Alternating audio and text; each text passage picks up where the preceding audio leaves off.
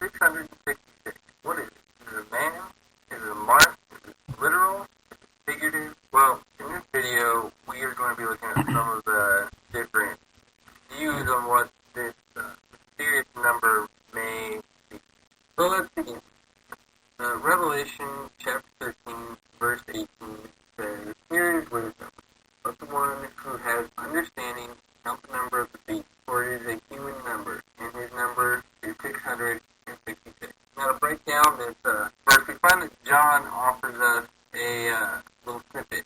It says, "Here is wisdom," almost saying that to figure this thing out, we need wisdom to understand it. Now, in those times, wisdom meant being able to assess the situation and make the right choice according to it. It didn't calculate into like what math equations you need to know, or like what doctrines, or just like what necessarily it was. It was almost more of a common sense kind of wisdom. If we look at the dictionary's definition of wisdom, we find it as to one that has the knowledge of what is true and what is right, coupled with the ability to act according to a right judgment. Now, the beginning, this verse starts off with, "Here is wisdom." Now, there's nothing that says here is PhD in math, physics, or biology. It simply says, "To he who has wisdom will be able to calculate the number of beasts." So now that we have the verse that we're going to be analyzing for the rest of the video, let's take a look at some of the conspiracy theories that people are conjuring up to try and decipher and figure out what this mysterious 666 really be. Society and Hollywood especially likes to come up with all sorts of ideas that, well, it could be Hitler or it could be any number of historical figures. But in reality, the number cannot be calculated. In Ranko Stefanovich's book, Revelation of Jesus Christ, he points out five things that he's found to sort of debunk a lot of these rumors and just tall tales about what 666 could actually be. The first aspect or characteristic that he points out is that 666, according to gematria, can have countless combinations like this. And that's why we can come up with so many different names like this. We can equal Prince Charles to equal 666 if we plug in the right gematria code. If we plug in Hitler, if we plug in Nero, there's literally just countless names that we can derive from this gematria code. Now, many of you are probably wondering what this gematria code is that he's talking about. Well, it is a form of numbers and letters that are interchangeable, meaning that an A can mean a 1 or a B can mean a 2, and vice versa. It could be B and 1 could be an A. So these numbers get switched in and out, and you can come up with different numbers, and you can come up with different names as well. Well, when you put these different names into a certain equation, then there you have it. We can come up with just about any name we want, depending on what code we decide we can use. Next characteristic that Stefanovic identifies is the fact that nowhere in Revelation does John ever use gematria as a form of identification. He uses lots of numbers in Revelation, like the lampstands, the 144,000, along with various others, like heads of the beast and the horns of the beast, and so on and so forth. All those have specific meanings and symbols, but nowhere do they have any connection with the matrix. Characteristic that Stefanovic looks at is John never actually specifies a specific individual in Revelation. Whenever he talks, he is usually talking in symbolic form, meaning that it's going to be bigger than one person. Like it's going to be either a political system or some kind of religious overtake that is going to be the symbol of beast.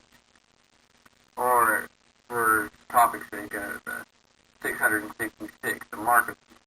So he specifies what language the name is supposed to be said. Finally, we see Stefanovic points out that the name has a eschatological meaning and all these names that people have come up with in the past, like the name that's allegedly written on the Tiara Pope, and just all these other names that people come up with really don't fit because the name is eschatological in that we won't know what the next bit. We don't know the name prior to the wound of the beast. We don't come to find out who he actually is until he is healed from his mortal wound.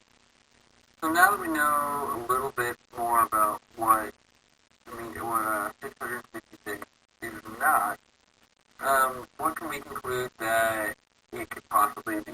Well, first, verse 17 of chapter 13 says that there will be an outward sign of conformity to some kind of like accepting the mark, if it's a literal mark, or there'll be a sign of just some outward sign that you're going to conform to whatever the beast is in store for you. What we see next is that John uses 666 as a symbol because it fit his style of writing when he was writing in Revelation. Everything that he did in Revelation had some symbol behind it. So pretty logical to think that 666 is not necessarily a literal mark of the beast or literal meaning, but that it symbolizes something bigger than what we could probably initially think. Next, we can look at how John uses the number 6. For example, when God created the earth, he worked for 6 days and he rested on the 7th. 6 is also mentioned in his human work. 7 is to be seen as God's rest. So we have human work, human imperfection next to the number 7, which is God, a perfect number for a perfect God. So to have 666 as opposed to 777 can only mean that the number, the satanic number, the mark of the beast, is only trying to be a counterfeit, a further insight into the level of deception that there will be in these end times. Ultimately, what I have found in this project is that worship will be at the main point of these end times. And, the mark of the beast is going to be a sign of who you will be who you worship.